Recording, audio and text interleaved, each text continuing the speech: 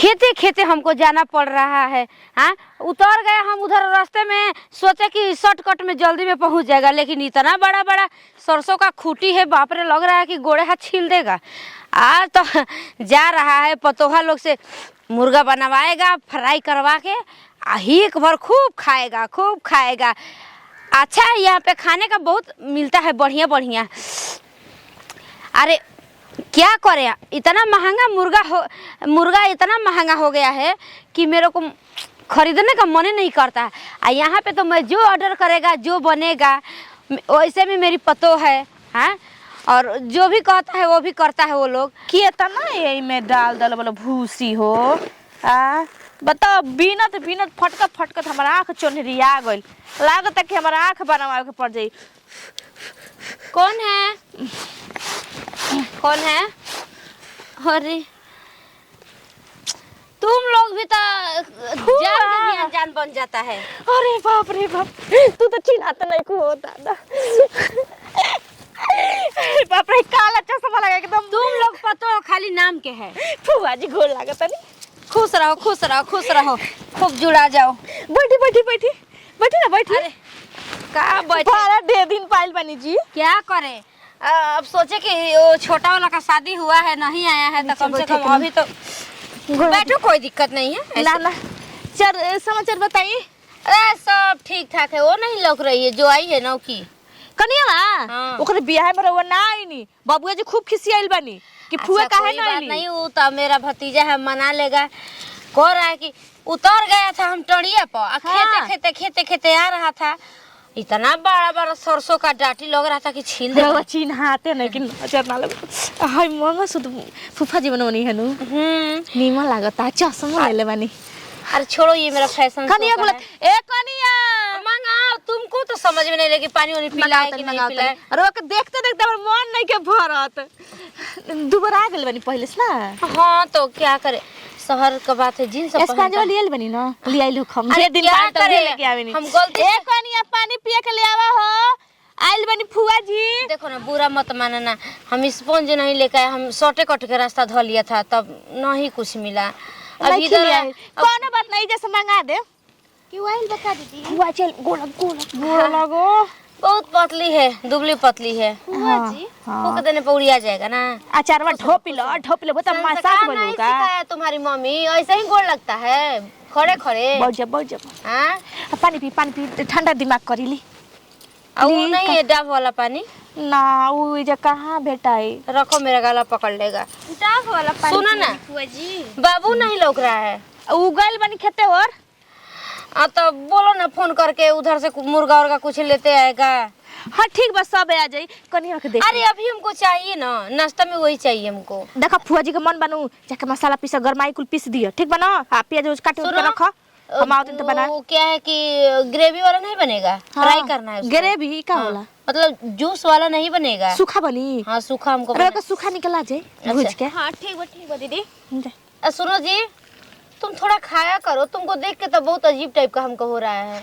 अब क्या करम, ऐसे ना बटला ही बाड़ी तो। अब हमारे भाभी नहीं है तो मान लो कि सास के बदले हम ही ना सास है। रवा बटला ही बनी, रवा बियाह में ना आईनी, हमनी के कितना रोनी जे रवा खाती। रवा का बुझाई। क्या करे, उनका छुट्टी नहीं मिल रहा था। कनी दीदी प्याज उज काटे के बना, तब पड़ल ना, तैयारी करो ना, जल्दी करो जाओ। तब फूफा जी ठीक बनी नु। हाँ सब लोग ठीक है, अपने लोग बताओ, तुम लोग का होता है। हमनी के तो बड़ी दुखी में बानी, जब बियाह हो गल, मैं कर्जा पताई चारू ओर हो गल बाटे। अच्छा कोई बात नहीं, भराएगा ना, जिंदगी रहेगा तो कर्जा बहुत आएगा बहुत जाएगा। ठीक है, इसको घर में चली घर में गोड़ दबवा दी। हमारा अब हमारा नैहर है, थोड़ा सा भेंट करता है। अच्छा ठीक बस, जाई तलक हम जातन बनावे खाना। दुकान पे डब होब का मिलेगा तो तुम्हारे नाम पर पानी ले लेगा। हाँ, रख ठीक दो, बा। बेगवा टांग दो, हैंगर पर टांगना, नया बेग अभी कैंटीन से निकाले हैं मेरा पति। बबलिया के तनिको ना बुझाला। आए बतावा फुआ घरे आ गली, अब बतावा तड़ी से मुर्गा ले ले आइया। अरे फोन ना आइल घरे, चलो फुआ से मिल के हमके कितना अच्छा लगी, खुश हो जाई।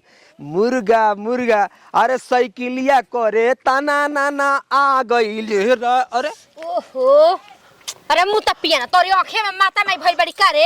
हां, अरे गोड़ लगा तनी फुआ। अरे बाबू तुम? हाँ राकेश। हम तुम्ही को देख रहा था, इधर उधर ढूंढ रहा था कि कहाँ लौक रहा है नहीं लौक रहा है। फुआ तू गलुआ के फोन कइले रहती आय।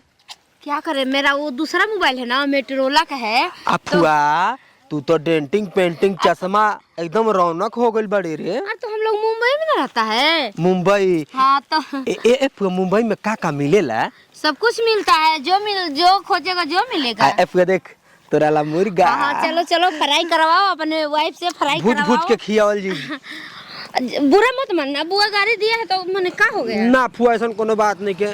फुआ साइकिलिया करे टाना ना आ गईले राजा। अरे ये सब शादी में गीत गाया जाता है। गाओ ना फुआ। का गए, हम थोड़ा भूल गए हैं ना। गाओ ना तू गावे लिखी। कैसे गाया है? साइकिलिया करे टाना ना आ गईले राजा। गाओ गाओ।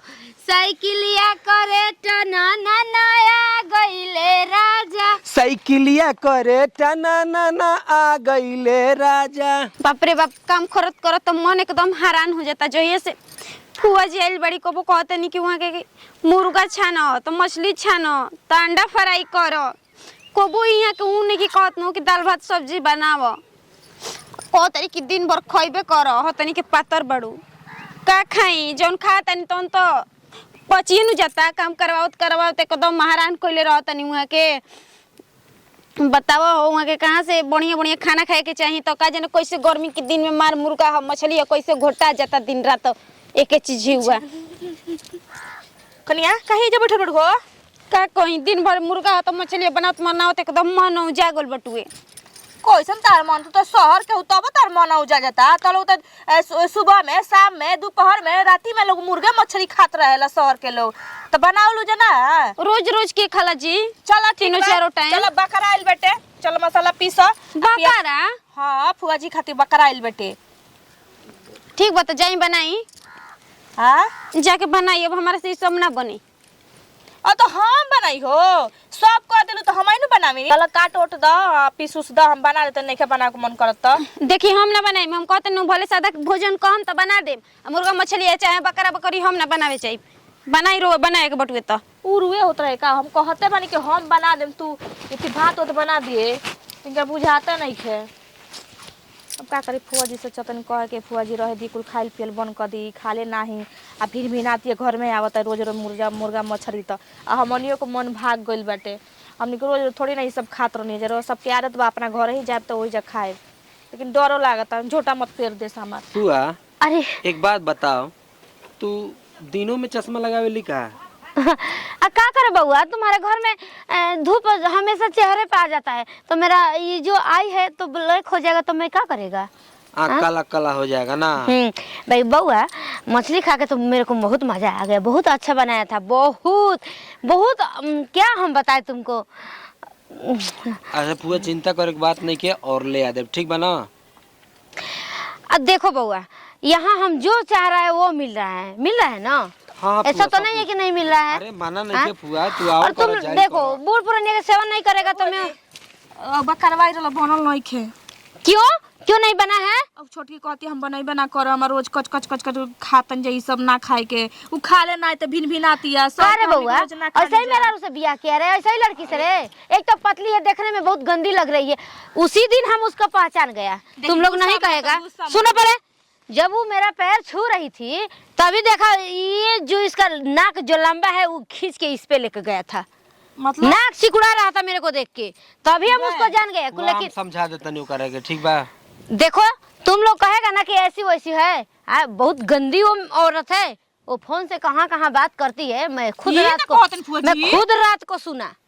काजी बबुआ जी ना कुल करती है मैं ना भौजी ऐसा कौन बात। अच्छा छोड़ो, नहीं बना तो हम पेट धो के यहाँ पे नहीं है, अब हम यहाँ रुकने वाले नहीं है। मेरा बैग लेकर आओ। अरे का 2 दिन तुम लोग मुर्गा मछली मेरे को खिला दिया, तो तुम लोग मेरा वजह से दुख होता ना, हमें वो कभी समझा देता नहीं। सुनो पहले, हम बना के खियाए। अरे सुनो पहले, जब तुम लोग का दिक्कत है तो तुम लोग बोलता पैसा के लिए मैं तुमको देता, अभी हम दे रहा है तुमको, अभी तुम लोग का पैसा हम दे रहा है। इराऊ घर रहता रौरा नु धन हाथ में, पैसा के बात का बेटे। मैं यहाँ रुकने वाली नहीं हूँ, ठीक है? वो इतना हरामजादी है, तुम्हारा भी शिकायत करता है। हमार हाँ से वो गई। करता है कि मैं जब खाना बनाता है वो निकाल के खाना खा लेती है, मेरे ये सामान चुराता है, वो सामान चुराता है, हम कितना बर्दाश्त किया है।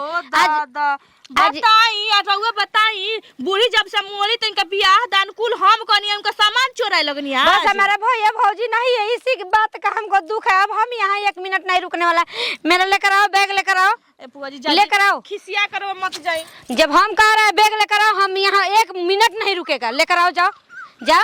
अरे पैसा का बात था तो हम अभी तुम लोग रुकी ना रुकी कितना चाहिए तुमको पैसा? ना हाँ? पैसा काहे के पैसा तुमको कितना चाहिए? बटोरे के बाकी और पैसा खाएम जा जी। बकाया तो नहीं खाया है। या होई कुल हम कह रहे हैं कि मेरा बैग लेकर आओ। अपने आप को पता ना क्या समझता है ये सब लोग। पुआ जी बात हाँ? सुनी ना हमार। पुआ।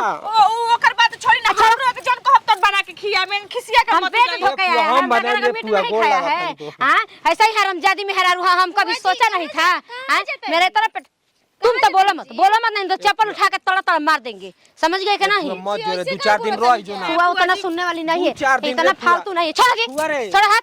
का भौजी काहे वहां के जात हनी? सब तोरा वजह से भइल हां। फुआ के देख के तू जरूरत रहलियो कुछ ना भाई करे का आइल बड़ी घर में हमार को तो चोराव हाँ? नहीं हमार बदला लो तो बैठल बड़ू घर में तो जाई तू लकड़ी बीन तू जाके सरेह में। हाय भौजी, घर में भाई खाने जाल वाला लगाओ के ना तरू। रह तू। ई सब का कहता नहीं जीजी, हमरा तो कुछ बुझाते नहीं खे। अरे कुछ बुझात नहीं खे सबको के कहत कुछ बुझात तो नहीं खे। कैसे फुआ खिसिया के गइली? अच्छा मुर्गा ए थिया ना अंडा से बतिया ले रे तू करे से के बतिया करे से हम बतियावनी जी? फुआ जी कहत ना लिया ई केकर से बतियावली हे रे? भगवान देखी बाबू जी ई हमरे इतना हाथ कइले बिया ना हमरे संग ना रहब मल के रहब ठीक बा ना ई हमरे इतना बेइज्जती करी करी बबलिया सामान तो हम संग रहब हमारा से न बिया भइल बरे तू केकर से बतियावली रे? हे भगवान दीदी वहां के कह के चल गनी रे मान लेनी।